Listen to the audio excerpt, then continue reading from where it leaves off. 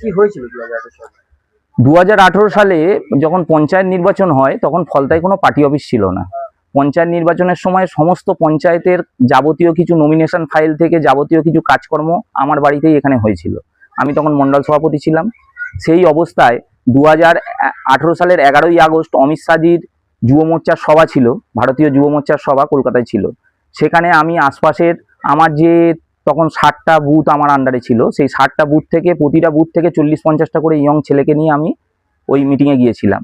তো এই খবরটা জাহাঙ্গীরের কাছে পৌঁছাবার পর ওই রাতে জাহাঙ্গীর এবং তার দলবল প্রায় 52টা পার্টি অফিস গোটা ডায়মন্ড হারবার লোকসভা জুড়ে ভাঙচুর করে। ফলতায় কোনো পার্টি অফিস ছিল না। সেই কারণে আমার বাড়িতে যেহেতু এই অনুষ্ঠানগুলো হতো, আমার বাড়ির গেট কলাপসিবল গেট ভাঙচুর করে দুমড়ে মুচড়ে দেয়, মেন গেট ভাঙচুর করে, আমার একটা গাড়ি ছিল ওয়াগনার সেটাকেও ভাঙচুর করে এবং তার সঙ্গে সঙ্গে আমার বাড়ির সমস্ত কাঁচ ভাঙচুর করে এবং বাড়িতে বোম চার্জ করে। এটা থানার নাকের ডগায় হয়েছে। একদিকে থানা, আমার বাড়ির পশ্চিম লাগোয়া থানা এবং আমার বাড়ির উত্তর লাগোয়া ফলতা থানা বড়বাবুর কোয়ার্টার।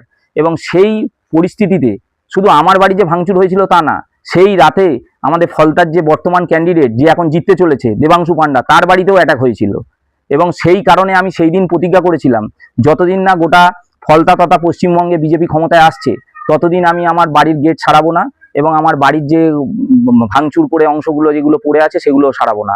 আজকে আমি যখন দেখলাম আমাদের 40,000-এর ওপর লিড হয়ে গেছে অলরেডি, আর গোটা পশ্চিমবঙ্গে তো পদ্মফুল জিতেই গেছে, আমাদের নতুন সরকার গঠন হয়েছে, আমাদের বিশেষ করে ফলতায় যেহেতু 40,000-এর ওপর লিড হয়ে গেছে, আমি সঙ্গে সঙ্গে ওখান থেকে চলে আসি বাড়িতে, এসে আমার বাড়ির গেটের মেন গেটের কাজ শুরু করে দিই।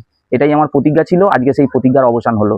আপনারা বাড়িটা দেখলে বুঝতে পারবেন, উপরের এখনো কাঁচ যেগুলো আছে ভাঙচুর হয়ে আছে সেইগুলো, এমনকি সামনে যে ঠাকুরঘর, বিশেষ করে ঠাকুরঘর যেটা, সেটা জাহাঙ্গীরের বাহিনী কিভাবে ভাঙচুর করেছিল সেটা আপনি সামনে থেকে দেখতে পারবেন। আমার এই গেটটাও দেখতে পারবেন, এই গেট দুমড়ে মুচড়ে দিয়েছিল, এই কাঁচগুলো ভেঙে দিয়েছিল। এখনো পর্যন্ত ঠাকুর ঘরের এটা আমি সারাইনি, যেহেতু এটা ঠাকুর ঘরের ক্ষয়ক্ষতি করে গেছে। সেই জিনিসগুলো আপনারা জয়নগর আপডেট, সত্যের পাশে, খবরের আগে।